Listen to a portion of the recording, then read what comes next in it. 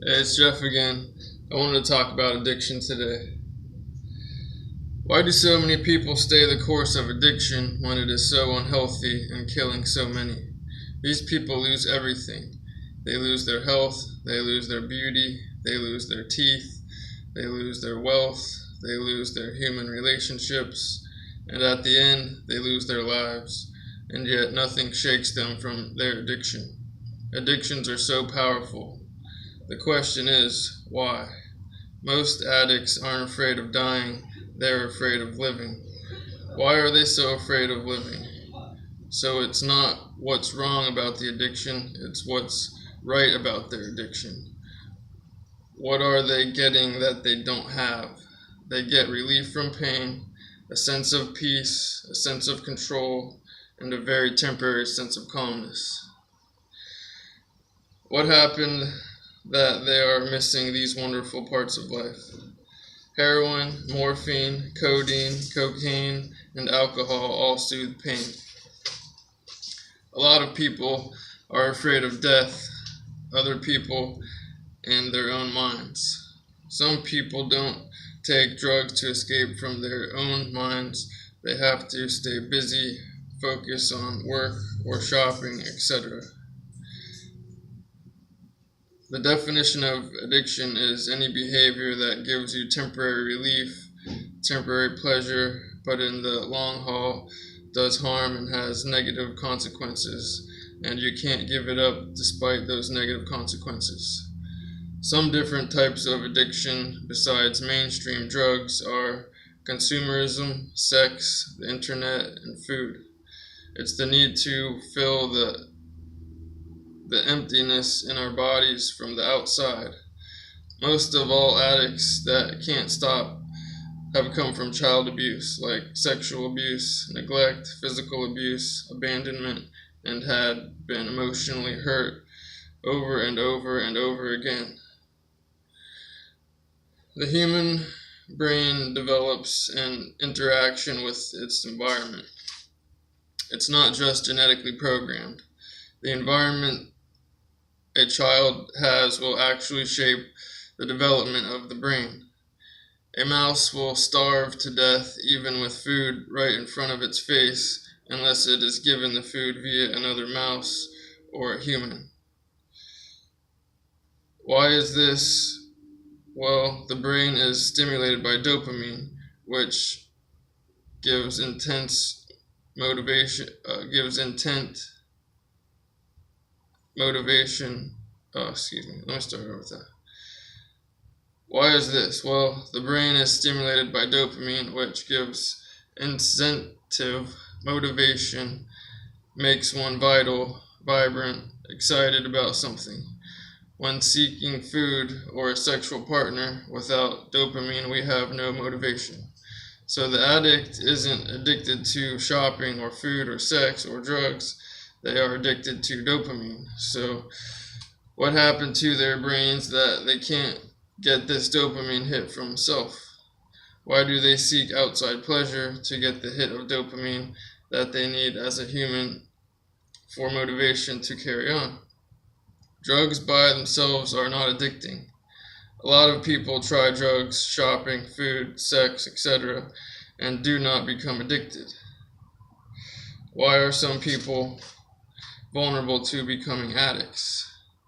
When a child is abused, it doesn't connect or make connections in the brain with endorphins, which are the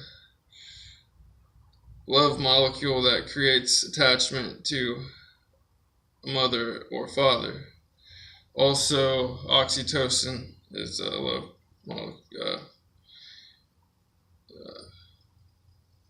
neurotransmitter.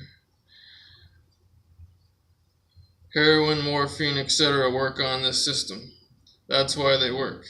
So after getting high on whatever, they feel love, motivation, connection, happy, calm. A mother's insecurities and depressions shape the child's brain. The child thinks naturally, if my mother is unhappy, she doesn't want me. So a lot of people later in life become workaholics because if they don't want me, then I'll make them need me. This is unconscious to the child, which is an attempt for validation to the child. Later in life, they are so busy, can't sit with their self, and this gets passed on to their kids. It's a twisted cycle that keeps re-emerging in the future, unconsciously passing on fear, trauma, and suffering. Non-abused people are disgusted by self-afflicting drug addicts, wondering why are you doing this to yourself, creating separatism, which is the illusion. They are just reminding themselves of their dark side, which they are unaware of. They don't like this. Even people addicted to power are empty on the inside. God and Buddha are full on the inside and decline power positions because they don't want to control people. They want to teach them how to self-love. Being extremely full from the inside, which then shines outward to help others. Teaching by example, with soft words and wisdom. God says that the kingdom of God resides from within. Buddha says, when I die, don't mourn me and don't worship me. Find the lamp inside yourself. Be a lamp unto thyself. So don't look to the people of power to save you because they are addicts, the emptiest people in the world. They are the same people saying that human nature is competitive, aggressive, and selfish. It's just the opposite. Human nature is compassionate, cooperative, generous, and community-minded. My breakdown. Respect for yourself and respect to others is reflected back and forth between our brain halves, and if you are not having both kinds of respect, you will feel empty inside. Example 1. Not standing up for yourself, like brushing one's teeth or taking a shower when you reek, or letting someone down you or down nature. Example 2, not standing up for others or nature, like watching someone abuse another or nature, or being the abuser of another or nature. Tie these together by taking care of self and taking care of others and nature, and one will be full inside. Feeling pretty good right now. This is gold. I'm a prospector. Thanks, Gabor Mate from TED Talks.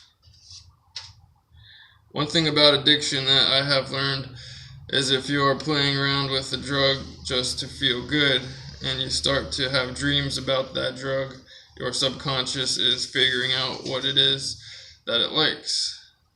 If you do a drug once, even if you really liked it, the subconscious can't understand what it was that made you feel that way. After you get high, and then low, and then in the same day or two get high again, the subconscious figures it out. Then you become dependent on it, remapping your brain. Personally, I do nitrous here and there for clarity. It puts me into a trance and I visualize situations that I didn't like, and it helps me to straighten it out for my subconscious. At one point, I was depressed and I was doing nitrous often. I had a dream that I liked it, and I was doing it in my dream, and I didn't heed the warning, and I was almost uncontrollably buying it. Luckily, my will is strong and I stopped. I still do it on occasion to get clarity, and I don't crave it after. I don't do it more than once in a day, in a week, in a month, in a couple months. I'm not condoning doing nitrous because it is powerful and addicting, but it does get you clarity that you didn't realize you needed sometimes, so it can be a good tool. Hope you guys enjoyed. Have a nice day. Bye.